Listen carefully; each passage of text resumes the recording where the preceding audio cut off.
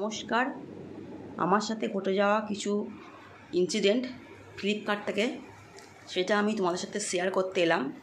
এই দেখো, এটা হচ্ছে আমার একটি মার্কিউ কোম্পানির টিভি, যেটা আমি মোটামুটি বিগত 8 বছর আগে কিনেছিলাম।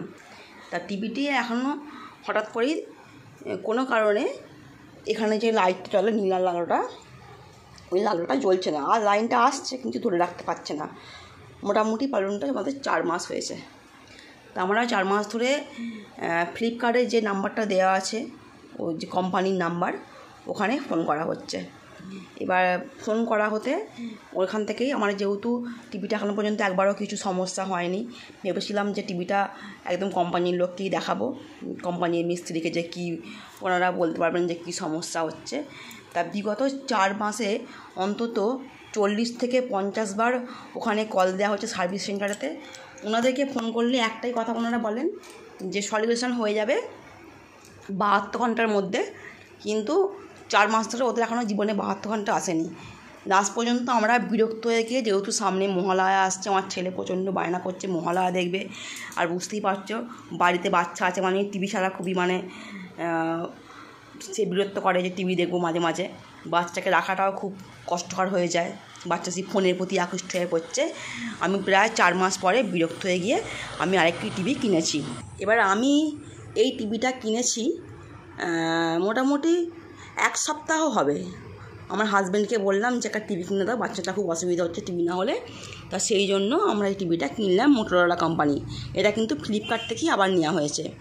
এবারতে যেদিনকে টিভিটা দিয়ে যায়, রবিবার দিনকে সন্ধেবেলা ওনারা বলে গেলেন যে সোমবার দিনকে টিভিটা ইনস্টল করতে আসবেন।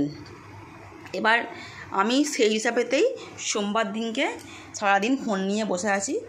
অ্যাকচুয়ালি ফ্লিপকার্টে আমার হাজব্যান্ডের নাম্বার দেওয়া আছে, আর সেকেন্ড ওপিনিয়ন হিসাবে দেওয়া আছে আমার নাম্বারটা। তা দেখলাম যে অন্য সব কিছুতে আমার হাজব্যান্ডকেই ফোন করা হয় যে কোথায় যাব বা কী ঠিকানা বৃত্তান্ত জানার জন্য, কিন্তু এটাতে আমার নাম্বারে ফোনটা করা হয়েছে।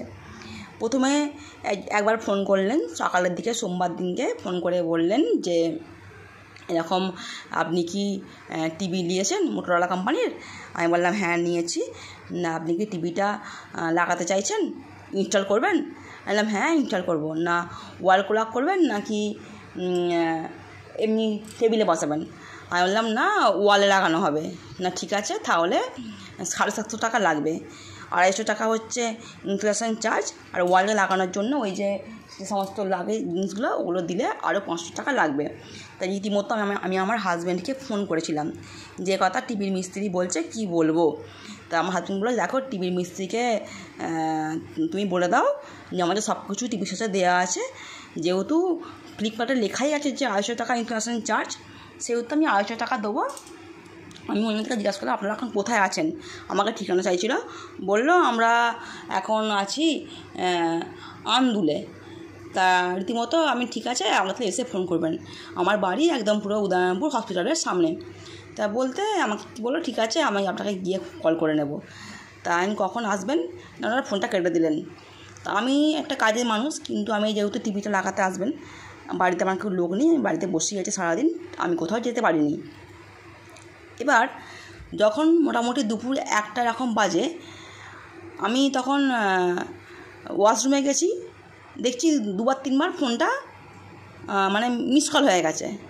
আমি তো রীতিমতো ভয় পেয়ে গেছি যে বাবা এতবার ফোন করলো টিভি মিস্ত্রি, তো ওনারা কি এসে ফিরে যাবেন। রীতিমতো আমি আমার হাজব্যান্ডকে ফোন করেছি খাবারে গিয়ে, দেখো না একবার ফোন করো না, এরকম এই ব্যাপার, মিস্ত্রি অনেকবার ফোন করেছে। তা আমি তো হচ্ছে যে ছিলাম না, ওয়াশরুমে গেছিলাম।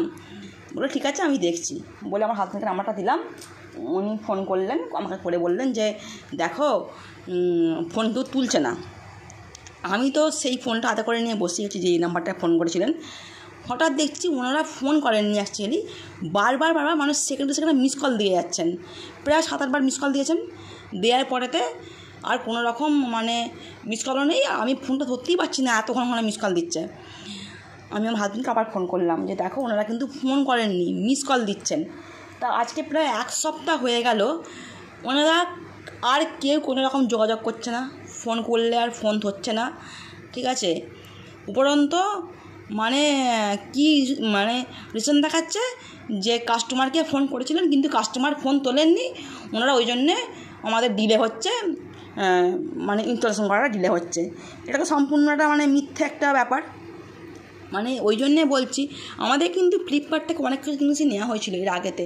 আমাদের এসিটা ফ্লিপকার্ট থেকে নেওয়া, ফ্রিজ ফ্লিপকার্ট থেকে নেওয়া, ইনফ্যাক্ট যে টিভিটা আমি দেখালাম মার্কি কোম্পানি, আমার ওটাও ফ্লিপকার্ট থেকে নেওয়া, কিন্তু এরকম সমস্যা কোনো দিন হয়নি।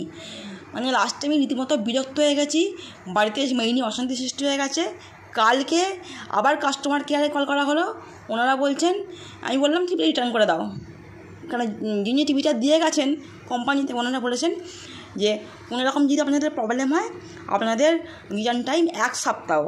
এবার যেহেতু আমাদের 1 সপ্তাহ হয়ে যাচ্ছে, এখন ওনারা যদি না আসেন টিভিটা ইনস্টল করতে, তাহলে তো আমার টিভিটা তো আমি রিটার্ন করতে পারবো না, যদি টিভিটা কোনো ফল্ট হয়। আমি সেই জন্য আমার হাতকে বললাম যে তুমি টিভিটা রিটার্ন করে দাও। তখন ও টিভিটা রিটার্ন করতে গিয়ে দেখছে ওখান থেকে বলছি রিটার্ন করা হবে না, আপনাকে রিপ্লেস করে দেওয়া হবে, টিভি রিটার্ন করা হবে না। মানে একটা এমনই সমস্যার মধ্যে পড়েছি। বারবার বলছি আপনারা এখন যা কিছু কিনবেন সতর্ক হয়ে কিনবেন।